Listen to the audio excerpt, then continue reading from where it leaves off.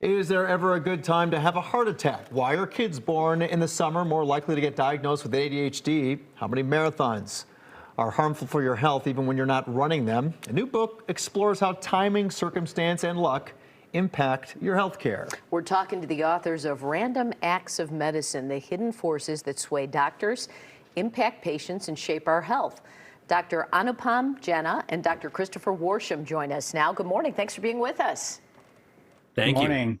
So I'm assuming a lot of your health care is left to chance with, are you near a hospital? Are you near a doctor when a heart attack happens? Is there more to it than that? Is there more to this randomness than just your proximity to health care?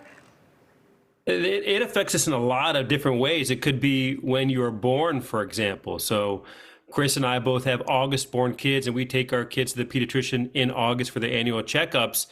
And the vaccine for the flu isn't available till typically late August or early September.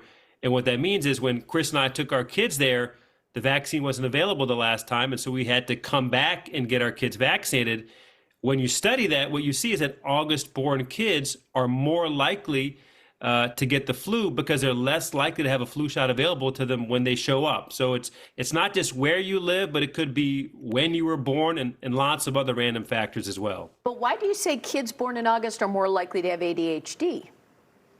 Well, that's a really interesting question. So here in Massachusetts, where we live, the cutoff for entering kindergarten is in September. So if a child is 5 years old by September 1st, they'll be in kindergarten. But if they turn 5, after September 1st, they'll have to wait a year to come into kindergarten. And what that means is that there are children in a single kindergarten class, for example, who are up to a year apart in age. And what that means is that the August-born children are about a year younger than the September-born children. And if we're sort of evaluating them and expecting them to all behave the same way, what that can result in is August-born children appearing to have more symptoms of ADHD, leading to higher rates of diagnosis for these August-born children and higher rates of treatment. Lots of really interesting examples here. You also write about this study comparing cardiac surgeons to used car salesmen. Yeah, that's right. So I like to go to the grocery store, and if you go to the grocery store and you buy a bag of chips, it's $1.99 versus $2. And the reason why is because the mind sees that one in front of the $1.99 and it feels cheaper, even though it's only a penny cheaper. And we call that left digit bias. It's the tendency of the mind to focus on the leftmost digit. Now, that same thing that happens in grocery stores or in used car sale lots, it turns out it also happens in a really high stakes decision, which is a cardiac bypass surgery.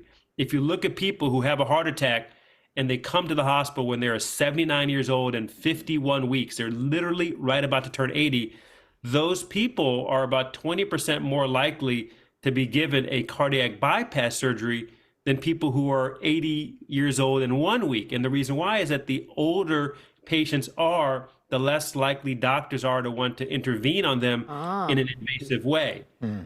Oh my gosh. Well, how about marathons? I'm not running a marathon anytime soon, but are they harmful to your health or are they good for you? Well, it's an interesting question, and we have to separate out the people who are running the marathon versus everybody else living in the area of a marathon. So in this really fascinating study that Bapu and some colleagues worked on, they looked at major marathons in big cities, including Chicago. And when there was a marathon in town, what happened to patients with really serious cardiac events, so heart attacks, cardiac arrest, their mortality went up.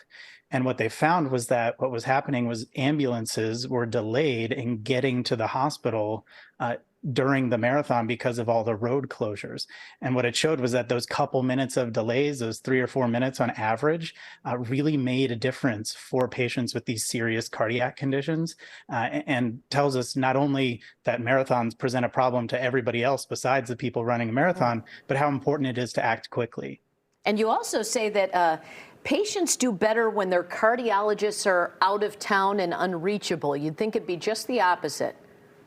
You would think so, but if you look at what happens to patients who have an acute cardiac condition during the dates of these major cardiology conferences like the American Heart Association or American College of Cardiology, when the cardiologists are out of town, people are more likely to survive hospitalization when they go there during the dates of those meetings. And the reason why is because there's a reduction in the invasiveness of care. So certain procedures fall by about 30%.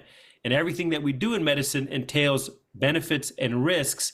And it might be that during the period of those meetings, we start to pull back a little bit and sort of unravel this group of people who are actually harmed more than they are benefited. Well, again, the book is called The Random Acts of Medicine, The Hidden Forces That Sway Doctors, Impact Patients, and Shape Our Health. Gentlemen, thank you so much for your time this morning. There's your social media if you want to give them a follow. Thank you. Thank you. you.